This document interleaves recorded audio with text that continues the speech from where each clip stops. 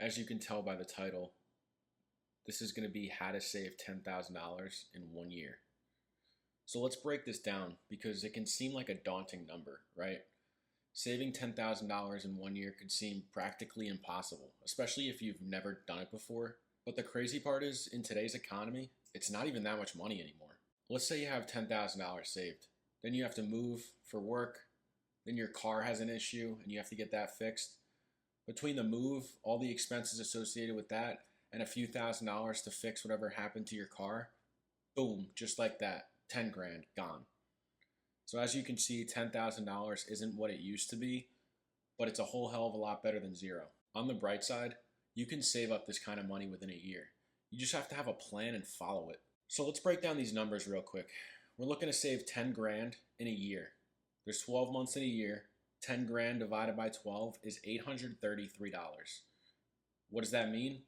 That means every single month we need to save $833 if we want to have $10,000 at the end of the year. You might be thinking, how the hell am I going to do that?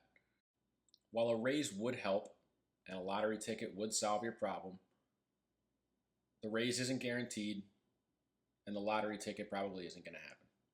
There's two things you need to do. Number one, you need to increase your income. And number two, you need to reduce your expenses. We've heard it all before. Got to make more money, got to reduce your expenses. It's all the same advice, but people don't follow it and they don't actually execute it. So let's dive a little deeper into how do we increase our income. Like we said, we can get a raise. We can also get a second job. You can work overtime. You can do odd jobs for friends, families, neighbors. You can start a dog walking business. You can cut grass. You can deliver food at nights and on the weekends.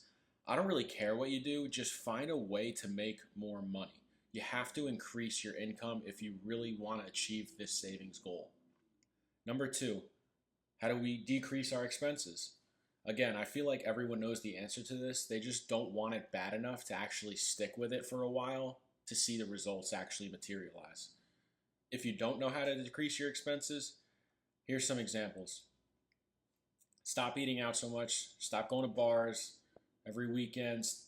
Shop smart when it comes to your groceries. Go to cheaper grocery stores.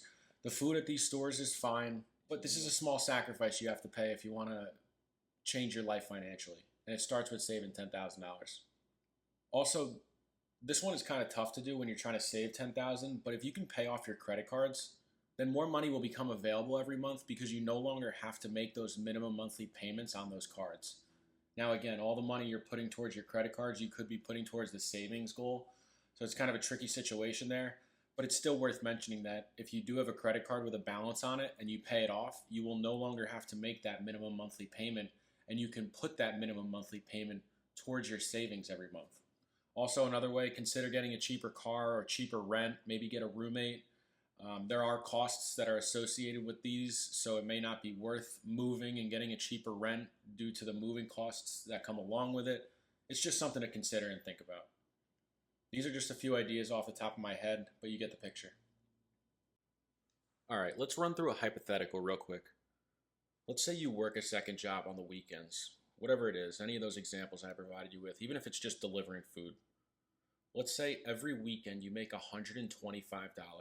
That's totally realistic, especially if you're working Saturday and Sunday. But let's say you're just working Saturday, you make $125 every Saturday. 4 Saturdays in the month, 125 times 4, that's an extra $500 a month in income. So just like that, you already have $500 more every single month to put towards your savings. And your goal is $833. We already have $500. Next, let's say you stop eating out so much. Maybe you save $30 a week by not eating out so much, cooking at home, meal prepping, doing whatever you have to do.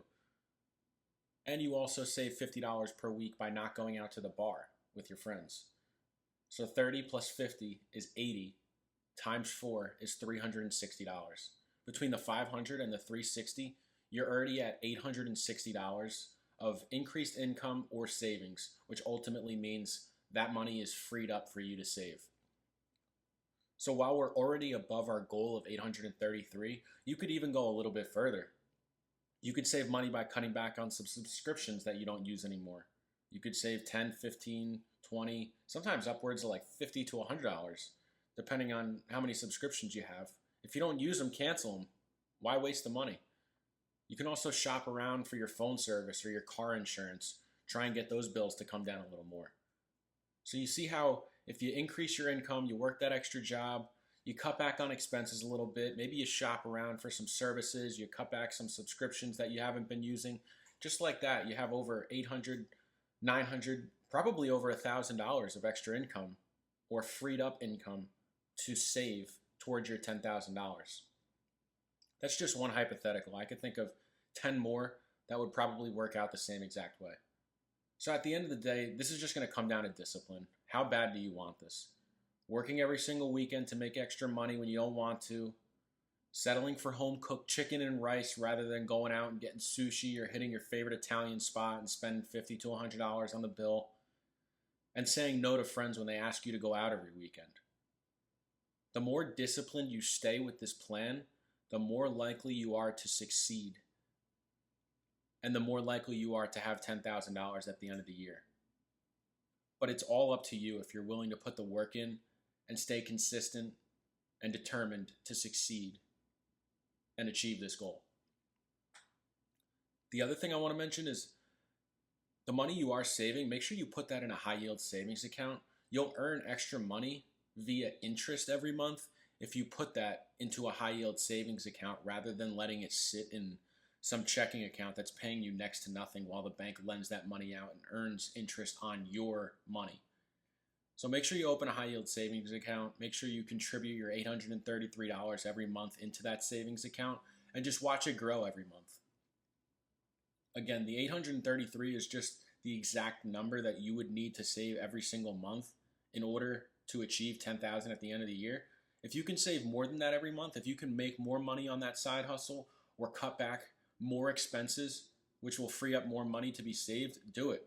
You'll be able to save 10,000 in 10 months. Maybe you'll save 1,000 every month rather than the 833. Whatever you got to do to get there, just do it. That's it for today. If you guys like this video, like, comment, and subscribe, and I will see you in the next one.